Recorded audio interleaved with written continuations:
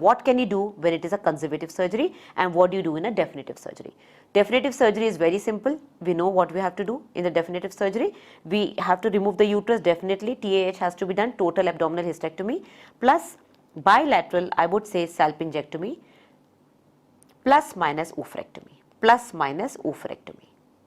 Nowadays, we don't actually remove ovary in a young patient, a patient who's below 50, we don't try to do an oophorectomy in that patient. You may have to do a ureteric resection, because if the ureter is badly involved, you may have to resect that. You may have to resect the sigmoid colon, the rectum. So I'm not going to the details of this, because you know, if it is deeply infiltrating these structures, it has to be removed surgically.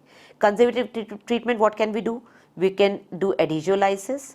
In the conservative treatment, we can do excision of the implants, we can do fulguration, we can do cauterization, means we can burn them with the cautery, we can fulgurize them, we can use laser to destroy them, we can do adhesiolysis, which we have to do because the patient is in a lot of pain. We can do cystectomy, which obviously we try to do whenever there is a corpus luteum cyst or whenever there is a chocolate cyst. We don't try to remove the entire ovary unless it is badly involved and total ovary is gone. Okay, we do cystectomy and we do LUNA, that is laparoscopic nerve ablation, which is a kind of treatment for CPP as well. So we try to restore the anatomy, we do adhesiolysis, we remove the implants, we fulgurate them, and we restore the anatomy and sometimes even ablate the nerves.